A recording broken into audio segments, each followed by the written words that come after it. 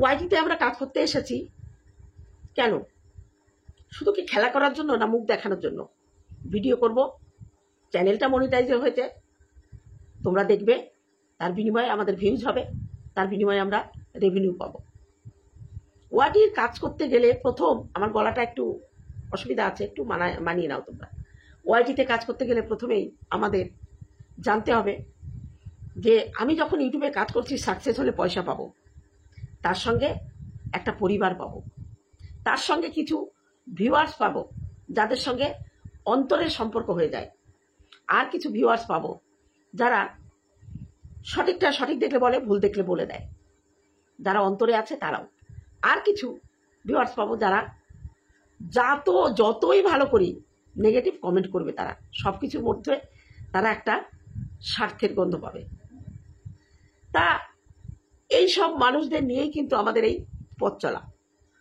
আর জীবনে চলার পথে সবসময় ভালো মানুষ পাবো আর খারাপ মানুষ পাবো না, এটা কিন্তু নয়। ভালো মন্দ নিয়েই আমাদের চলতে হবে। কাউকে সাইডে ফেলে মারিয়ে আমরা চলতে পারবো না, সবাইকে নিয়েই চলতে হবে। তাই হ্যালো বন্ধুরা, কেমন আছো? নিশ্চয়ই সকলে ভালো আছো। আমি ভালো আছি, কিন্তু আমার গলাটা ঠান্ডা ফান্ডা কিছু নেই, প্রচুর কফ বেরিয়েছে, কিন্তু গলাটা এরকম হলো কেন জানি না। এই ভিডিওটা আমার কখনকার ভিডিও হবে, কালকে দুপুরেই দেব। নিয়ম সব উল্টো পাল্টা হয়ে যাচ্ছে, কিছু করার নেই, অ্যাডজাস্ট করে নিও। কথা হচ্ছে, আমি সেদিন কেন মন্দিরাকে আমার অফিসে আসতে বললাম। অফিসে কেন এই লেনদেনটা, অফিসে কেন হলো? প্রথমে বলি, আমার বাড়ি থেকে মন্দিরার বাড়ি অনেকটা দূর, অনেকটাই দূর। সেদিন আমার বাড়িতে নিমন্ত্রণ করেছিলাম ওদের, ওরা খেতে গিয়েছিল। আমার বাড়ি ঘুরে ঘুরে দেখার সময় না অনেকগুলো কচু দেখেছিল, মান কচু, বড় বড় কচু আছে আমার বাড়িতে। তাই বললাম একটা তুলে দিই। তা সোমনাথ বলছে, আন্টি বেশি, এমনি জয়ীর জন্য আমি খাবার টাবার দিয়েছিলাম, কচুটা দিতে পারিনি। বলছে অন্য একদিন দেখা যাবে, আমি নিয়ে যাবো এসে। তা এই কথা বলার পরে আমি আর সেদিন দিলাম না। তা এর মধ্যে একদিন আমি বললাম যে ঠিক আছে, ওরা দেখি রোজ কচু বাটা খাচ্ছে। আমি ওগুলো কোথাকার, বলে কেনা। ঠিক আছে, তাহলে আমি কচু তুলে রাখছি, সোমনাথকে বলো এসে নিয়ে যেতে। এবার সোমনাথ বললো, আন্টি আমি অত দূর যেতে পারবো না, ভালো লাগছে না, তুমি এক কাজ করো, তুমি কচুটা নিয়ে অফিসে আসো, আমরা অফিস থেকে নিয়ে নেবো। ঠিক আছে। তা সেদিন ছিল সোমবার, আগের দিন রবিবার, বেশ রাতে, প্রায় রাত 11টার পরে আমি মন্দিরাকে সোমনাথকে মেসেজ করেছিলাম, কালকে কিন্তু তাহলে কচুটা আমি তুলেই রেখেছি। আমি রবিবার সকালে কচুটা তুলে রেখেছি, আমি কালকে তাহলে সোমবারে কি নিয়ে যাব, তোমরা নিতে আসবে? কেন ওই বড় কচু টুকরো করে আমি নিয়ে যাব, নিয়ে যাওয়ার পরে ওরা না এলে আমি অফিসে কি করবো সেগুলো। তা বললো হ্যাঁ আন্টি। মন্দিরাই উত্তর দিল যে হ্যাঁ আন্টি আমরা নিয়ে যাব, এসো। পরের দিন সকালে আমার মেয়ে ফোন করেছে, বড় মেয়ে, যে মা তোমার জামাই ওই কাঁটা এনেছে, মানে ও হচ্ছে রিঠে মাছের কাঁটা, মাছের মাথাটা আমি একদিন দেবশ্রীর বাড়ি খেয়েছিলাম, তাই বলছিলাম ওই কাঁটা আমার আবার খেতে ইচ্ছা করছে, তুই তাহলে আমাকে কিনে জামাইকে বল পাঠাতে, আমি রান্না করে খাবো। ওই দিন বলছে মা তোমার জামাই আজকে রিঠে, তখন কটা বাজে, তাও 8টা, 8:30 কি 9টা বাজে, আমি সেটা রান্না করব, তোমার অফিসে আমি দিয়ে আসবো। আমি ঠিক আছে। একই দিন সোমবার, আর ও বললো কি মা আমার জন্য একটু লাউ শাক নিয়ে আসো। তা আমার পাশের বাড়ি আমার বোনজির বাড়ি থেকে লাউ শাক নিয়ে এনেছিলাম আমি। আগের দিন তোমরা দেখেছো আমি মাছ, লাউ পাতা দিয়ে মাছ মানে ভাপা খেয়েছিলাম, আর ডগাগুলো ছিল সেটাই ওকে দিয়ে দিলাম, ওর জন্য নিলাম। আর ঠিক আছে, কচুও নিয়ে যাচ্ছি, তাহলে লাউ শাকটা আর কিছুটা বড়ি বড়মের জন্য প্যাকিং করলাম। এবার সোমনাথ আমাকে বললো, আন্টি আমরা 2:30টার পরে যাব। তাহলে ঠিক আছে। তা মোটামুটি 2:40 আমার মেয়ে ঢোকে, বড় মেয়ে, তার 10 মিনিট পরে মন্দিরে আসে। ভিডিওতে দেখেছো, সেটা আর আমি কিছু বললাম না, ওখানে সবই দেখেছো। এক টুকরো অংশ কেটে বাদ দেওয়া হয়নি, এডিট করলেও এক টুকরো অংশ কেটে বাদ দিইনি। ওরা মোটামুটি 4টে নাগাদ বেরিয়ে গেল, বেশিক্ষণ ছিল না, ওই চা খেতে। আর ওরা ওই ব্যাগটা দিয়ে গেল, আর আমি যে কচু নিয়ে গেছিলাম সেটা নিয়ে গেল। আর মেয়ে আমাকে মাছের কাঁটাটা দিল, শাকটা নিল, আর বড়িটা নিল। অফিস থেকে দুজনের দূরত্বই একটুখানি, মোটর সাইকেলে 5 মিনিট কি 6 মিনিট লাগবে, আর আমার অফিসটা মাঝখানে। বরঞ্চ নিপার বাড়িটা রানাঘাট হয়ে গেলে একটু দূর, নিপা যেখানে ভাড়া আছে, আর যদি ডাইরেক্ট অটোতে আসে তবু কাছাকাছি হয়। যাই হোক, ওরা চলে গেল। আমি তখন নিপাকে ফোন করলাম। তার আগে আমি নিপাকে বলে রেখেছিলাম আমি ফোন করলে চলে আসিস। তো ও সেদিন বেরিয়েছিল পোস্ট অফিসে বেরিয়েছিল। আমি বললাম কোথায়? বলে পোস্ট অফিসে থেকে বেরিয়েছি। তাই বললো এখন তো ওরা এখনো আসেনি, তাহলে তুই একটু রথতলায় অপেক্ষা কর, ওরা বেরিয়ে যাওয়ার পরে আমি তোকে ফোন করবো। বললো ঠিক আছে।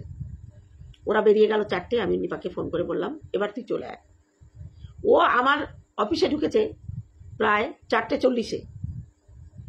আমার অফিস পার করে ও ধানতলায় চলে গেছিল, ওই জন্য দেরি হলো।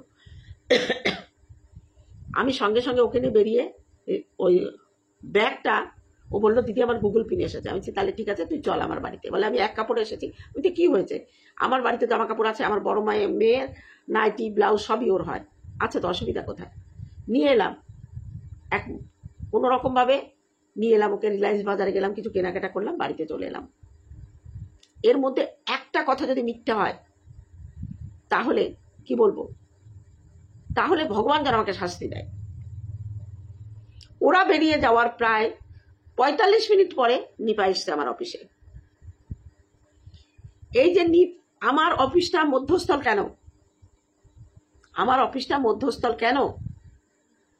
কারণ সোমনাথেরও সময় হবে না আমার বাড়িতে গিয়ে ওটা আনার, আর আমিও ওই জিনিস নিয়ে ওদের বাড়িতে যেতে যাব না, আমার অফিস আছে। ওই জন্য আমি বলেছি অফিসটা। এর মধ্যে কোনো এইটুকু জিনিস এদিক ওদিক নেই।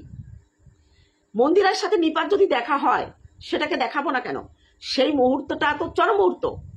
সমস্ত ভিউয়ার্সরা, মন্দিরা, নিপা, আমার ভিউয়ার্সরা পাগল ওদের মা মেয়েকে এক জায়গা করার জন্য, পাগল। তাহলে সেই মুহূর্তটা আমি ক্যাপচার না করে কি করে পারবো?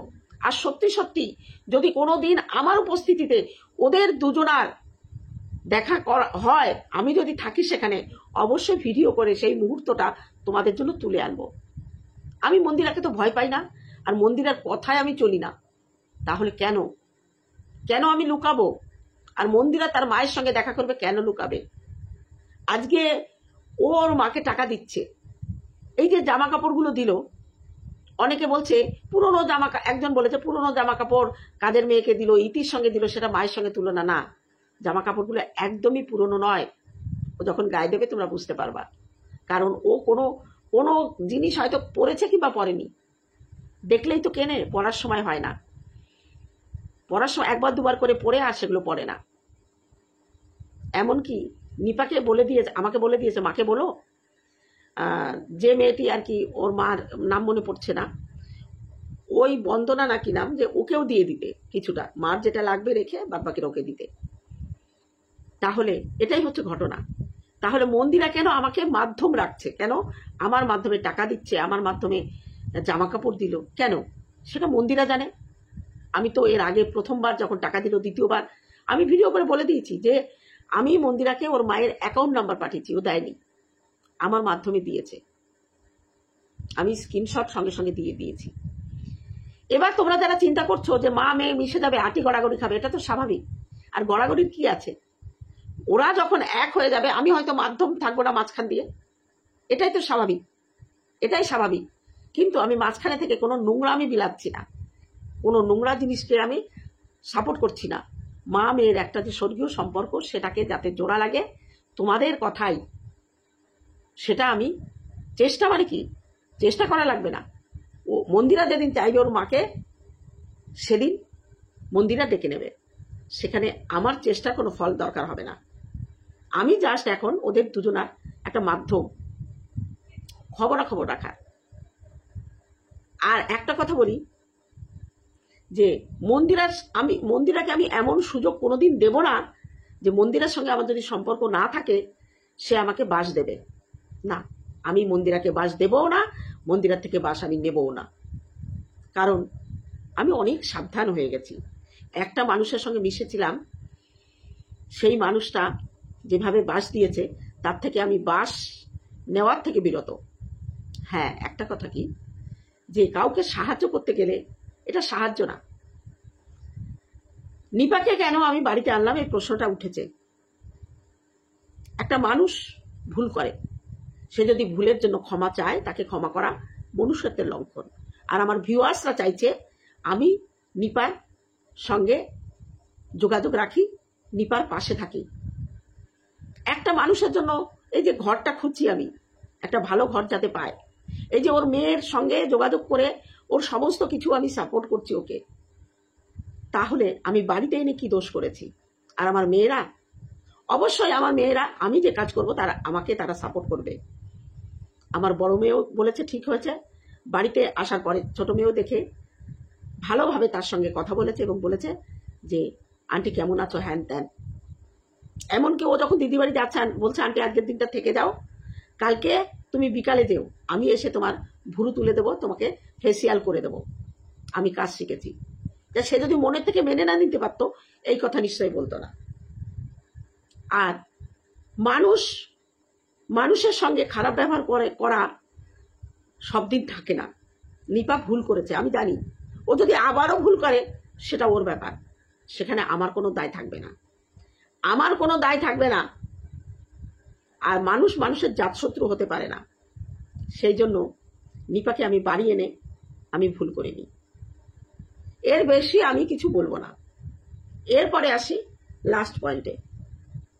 আমাকে একজন কমেন্ট করছে, আমার ব্লগ চ্যানেলে একটা কমেন্ট আছে, সেটা নিয়েও আমি উত্তর দেব। দেখো, আমার এই ভিডিওতে ৭৭টা কমেন্ট পড়েছে। দুপুরবেলা বেলা 2টা 2:30 ভিডিওটা ছেড়েছি। সেই ৭৭টা কমেন্টের মধ্যে একটা মাত্র খারাপ কমেন্ট পড়েছে, আর ৭৬টা ভালো কমেন্ট পড়েছে। তাহলে আমি অবশ্যই এই চ্যানেল দিয়ে দেখছি, তো এই মোবাইল দিয়ে দেখছি, হয়তো আরো বেশি কমেন্ট পড়তে পারি। তার সব কমেন্ট ভালো, একটা খারাপ। তাহলে কি আমি কি বলবো? 99% আমার ভিউয়ার্সরা আমাকে সাপোর্ট করেছে এই ব্যাপারটায়, আর 1% ওরা 0.0% লোক আমাকে, মানে একজন আমাকে সাপোর্ট করেনি। এবার সে কি লিখেছে,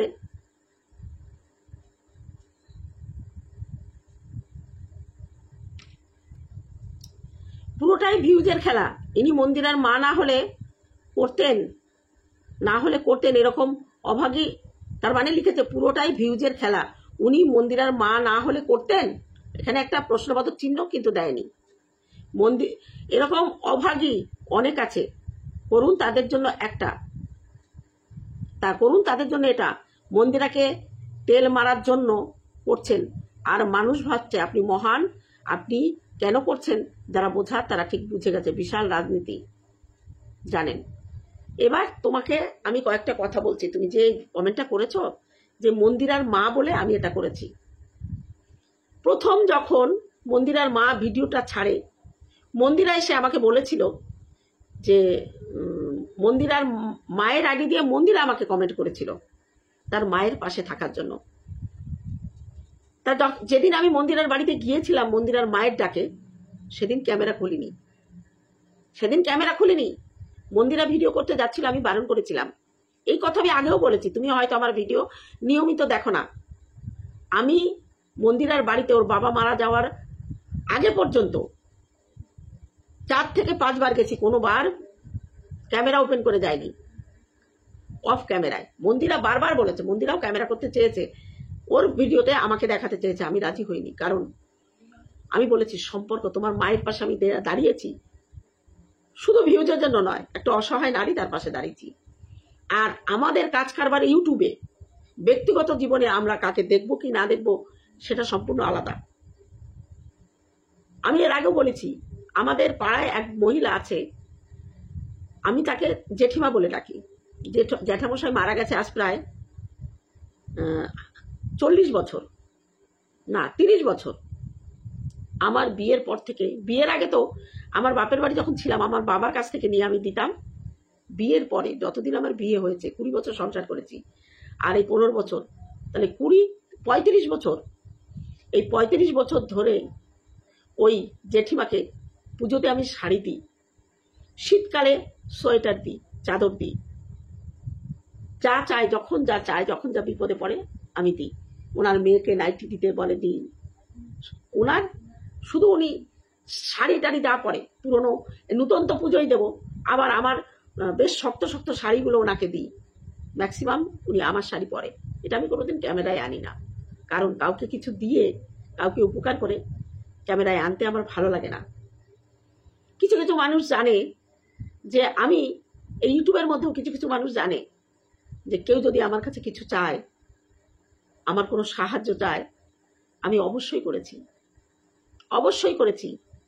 আমার হাজবেন্ড বেঁচে থাকতে আমি সমাজসেবামূলক কাজ করতাম, মানুষের বিপদে আপদে ঝাঁপিয়ে পড়েছি, দিন নেই রাত নেই দুজনা চলে গেছি।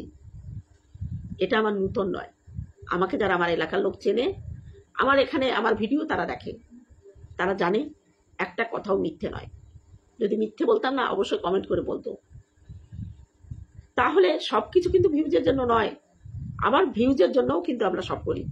কারণ আমি যে কথাগুলো বলছি এগুলো শুনে তোমরা আমাকে ভিউজ দিবা, সেটা থেকে আমার রেভিনিউ আসবে। অবশ্যই ভিডিও করছি, নেট খরচ করছি, সময় নষ্ট, এই যে গলার অবস্থা, তবুও আমি জানি এই ভিডিওটা আমার করার দরকার, কারণ আমার ভিউয়ার্সরা একজন হলেও ভুল বুঝছে, তাকে আমার বোঝানোর দায়িত্ব আমার। তারপরে যদি সে না বোঝে, আমার কিছু করার নেই। আজকে মন্দিরার মা না হলে আমি এটা করতাম কি না? অবশ্যই করতাম, ব্যক্তিগত জীবনেও করি। আর ইউটিউবে যখন এসে দাঁড়িয়েছি, তখন ইউটিউবের মধ্যেও এমন অনেক মানুষ আছে যাদের সাহায্য করি, কিন্তু ক্যামেরায় আনি না। এবার মন্দিরার মা অসহায় কেন, তাকে বলেছিও, যখন সে ভুল করেছে তখন বলেছি, তার ভুলগুলো কিন্তু ছেড়ে দেয়নি, তার ভুলগুলো নিয়ে কথা বলেছি। আর আমি একটা মানুষ, আমারও কিছু ইচ্ছা অনিচ্ছা, আমারও কিছু ভেতরে কোনো চাহিদা আছে, যে কাকে আমি সাপোর্ট করব, কতটুকু না করব, সেটা একান্ত আমার ব্যক্তিগত ব্যাপার। সব কিছু কিন্তু সবার জন্য ছেড়ে দেওয়ার নয়, কিছু অংশটা আমার নিজেরও স্বাধীনতা আছে। সেইখানে দাঁড়িয়ে আমি নিপার পাশে দাঁড়িয়েছি, নিপাকে আমার বাড়িতে এনেছি। যতদিন নিপা বেঁচে থাকবে আর আমি বেঁচে থাকবো, যদি নিপা নষ্ট না করে, আমি সম্পর্কটা নষ্ট করব না, কারণ ওকে আমি বড্ড ভালোবাসি। অনেকেই জানে যে আমি ওকে কতটা ভালোবাসি। ওকে আমি বকা দিয়েও কাঁদি, ওর নেগেটিভ ভিডিও করেও আমি কেঁদেছি। যাক, সেটা দুর্বলতা সবসময় প্রকাশ করতে নেই। আজকে নিপা আমার বাড়িতে এসেছে, আমার কতটুকু ভিউ হবে, সেই ভিউটা আমার তো থাকবে না, তারপরে তো আমার নিজের মতো করে ভিউ করে নিতে হবে। আজকে মন্দিরাকে নিয়ে আমি হাজার হাজার ভিউ কামিয়েছি, তখন তো মন্দিরা আমার বাড়িতে আসেনি, কারণ মন্দিরা আমার লক্ষ্মী কন্টেন্ট। অনেক দিন ইউটিউব করার পরে মন্দিরার বাড়িতে গিয়েছি, মন্দিরার মায়ের ডাকে। এত কাছে থাকি, তাও কোনোদিন মন্দিরার বাড়ি যাইনি। আর সত্যি আমি যে নিপাকে আমার বাড়িতে এনেছি ভিউজের জন্য, এই কথাটা শুনে না আমার কষ্ট হচ্ছিল না, আমার হাসি পাচ্ছিল। অবশ্যই ভিউজের জন্য এনেছি, ধরে নাও না। নিপা আমার বাড়িতে এলে আমার অনেকটা ভিউজ হবে, অনেকটা রেভিনিউ হবে, সেই রেভিনিউটা দিয়ে আমি খাবো, ধরে নাও না। তাই অসুবিধা কোথায়? আমরা তো এখানে ভিউজের জন্য ভিডিও করি। তাহলে যদি নিপাকে দেখি আমার একটু বেশি ভিউজ হয়, কারো তো প্রবলেম হওয়ার কথা নয়। যে যত কিছুই বলুক, বললাম তো, কথা দিলাম তোমাদের সামনে, নিপা যদি সম্পর্কটা না ভাঙে, আমি ভাঙবো না। আমি কারোর সঙ্গে সম্পর্ক ভাঙতে চাই না, কিন্তু সে যদি নিজের থেকে আঘাত করে সরে যায়, সেটা তার ব্যাপার। শুধু নিপা নয়, এই কথাটা আমার নিপার উদ্দেশ্যে নয়, আরো অনেকের উদ্দেশ্যে। কেউ যদি আমাকে ছোট করতে চায়, আমি কিন্তু ছোট হব না, আমি আমার জায়গায় ঠিক থাকবো। আর আমি এমন একজন মানুষ, আমাকে পরিচালনা কেউ করতে পারে না, এমনকি আমার মেয়েরাও না। আমার মেয়েরা জানে যে আমার মা যেটা সিদ্ধান্ত নেবে, সেই সিদ্ধান্ত পাল্টাবে না। সেই সিদ্ধান্তের সঙ্গে যদি মেয়েরা অ্যাডজাস্ট করতে না পারে, আপাতত সেই জায়গায় মেয়েরা চুপ থাকে। কিন্তু কিছু কিছু জায়গায় আমি দেখেছি, বেশিরভাগ জায়গায় আমার মেয়েরা আমাকে উৎসাহ দেয়, ঠিক করেছ। ওরা বলে মা কখনো ভুল করতে পারে না, মা যে সিদ্ধান্ত নিয়েছে আমরা তার সঙ্গে সহমত। এই করে তো বেঁচে আছি। আজকে নিপা যে বাড়িটাতে আছে না, ওই বাড়িটাতে আমি এক রাত থাকতে পারতাম না, কিন্তু ও থেকেছে। ওর সাহস, ও নিজেকে যে ভুলটা করেছে সেই ভুলের খেসারত দিচ্ছে নিজে। ও একলা বাঁচার সাহস পেয়েছে, আমরা সবাই মিলে তাকে এই সাহসটা দিয়েছি, সবাই যারা ওকে ভালোবাসি, যে তুমি কারোর উপর নির্ভরশীল হয়েও না, একলা বাঁচো। আমাকে দেখো, আমাকে দেখো, আমি তো দুটো মেয়ে নিয়ে বেঁচে আছি। মেয়ে নিপাকেও বাঁচতে হবে একা। মন্দিরা টাকা দিচ্ছে দিক, মন্দিরা টাকা দিচ্ছে দিক, তার দায়িত্ব সে পালন করছে। নিপাকে লড়াই করে তার জীবনে দাঁড়িয়ে থাকতে হবে। আজকে যারা বলছো যে মন্দিরা ভবন তার মায়ের হাতে দেবে, নিপা ওই বাড়িতে কোনোদিন যাবে না, আমাকে বলেছে যাবে না, ও আলাদাই থাকবে, একটা আলাদা পরিচিতি নিয়ে। এবার যদি কোনোদিন মন্দিরা ভবনে সে যায় সেটা তার ব্যাপার, কিন্তু আমি বলেছি যতদিন পারো মেয়ের থেকে দূরে থাকো, যদি দেখা হয় দেখা করে চলে আসবে। জামাই বাড়িতে শাশুড়ি কখনো সুস্থ স্বাভাবিক অবস্থায় গিয়ে থাকতে নেই, বেড়াতে যাও, চলে আসো, একা বাঁচো। অনেক মেয়ে একা বাঁচে, সেই সাহসটা জুগিয়েছি আমি। যখন নিপার সঙ্গে এইসব কথা হয় নিশ্চয়ই অফ ক্যামেরায়, সেই কথাগুলো রেভিনিউ আসে না, সেই কথাগুলো রেভিনিউ আসে না। যখন হাউমাউ করে নিপা কাঁদে, তখন নিপাকে যে কথাগুলো দিয়ে বুঝাই, সাহস দিই, সেই কথাগুলো রেভিনিউ আসে না। আবার বকাও দিয়েছি, অন্যায় করেছে, ভুল করেছে, বুক চিতিয়ে বকা দিয়েছি। তা তোমরা যারা ভাবছো যে মন্দিরা আর ওর মায়ের মুখোমুখি দেখা হয়েছে, ভুল, অতিরঞ্জিত করে তারা বলছো। তারা কি শুধু ভিউজের জন্য এইটা বলছো যে মা আর মেয়ের দেখা হয়েছে, কথা হয়েছে, দেখানো হচ্ছে না? এই কথাটা বলাও তো ভিউজের জন্য না, ক্লিকবেট। আমরা সবাই খেলি, আমরা সবাই খেলি, শুধু আমি একা ভিউজের জন্য না, ভিউজের পাগল আমাদের ইউটিউবে যারা কাজ করে প্রত্যেকে। তাহলে কেন আমাকে শুধু বলা? আর যেদিন বললাম তো, যেদিন নিপা আর মন্দিরার দেখা হবে সেদিন আমার ক্যামেরায় সেটা ক্যাপচার হবে। কেউ বারণ করলে আমি শুনবো না, না মন্দিরা, না সোমনাথ, না নিপা। সেটা যদি আমি থাকি ক্যাপচার করবো, না থাকলে তো কোনো ব্যাপারই নেই। তবে একটা কথা, নিপা একাই থাকবে, মেয়ের সাপোর্ট করলেও মেয়ের সাপোর্ট নিয়ে ও আলাদাই থাকবে। এবং এটা আমি ওকে বলেছি, যদি সম্মান নিয়ে বাঁচতে চাস নিজের মতো নিজে থাক, মন্দিরা ভবনের দিকে তাকাস না, কারণ মন্দিরা ভবনটা তোর নয়, ওটা মন্দিরার। যতই মন্দিরা তোর মেয়ে হোক, তোর বাড়ি না ওটা। ওখানে তোর হাতের স্পর্শ নেই, ওখানে তোর পায়ের চিহ্ন নেই, ওখানের বাতাসে তোর নাকের ঘ্রাণ নেই, তোর শরীরের কোনো গন্ধ নেই। ওখানে মন্দিরা তার বাবাকে মিস করে, তার বাবার শরীরের গন্ধ খোঁজে, তার দেওয়ালে দেওয়ালে তার বাবার স্মৃতি ঘুরে বেড়ায়। অতএব মন্দিরা ভবনের দিকে তুই তাকাস না, তোর মতো তুই বাঁচ। হ্যাঁ, শেষ বয়সে যখন বিছানায় পড়বে, তখন মন্দিরা যেটা করবে নিপাকে তখন মেনে নিতে হবে। আর আমার ক্ষেত্রে, আমার মেয়েদের ক্ষেত্রেও তাই। তো বন্ধুরা, গলার অবস্থা খারাপ, সেই অবস্থাতেই তোমাদের যতটা পারলাম বোঝালাম, জানালাম আমার মনের কথা। যারা বোঝার তারা বুঝে গেছে, আর যারা না বোঝার তাদের বোঝানোর দায় আমার থাকলো না। চলো আজকে তাহলে ভিডিওটি এখানেই শেষ করি, দেখা হবে অন্য কোনো ভিডিওতে। ততক্ষণে তোমরা সাবধানে থেকো। টাটা আমার ভিউয়ারদের জন্য।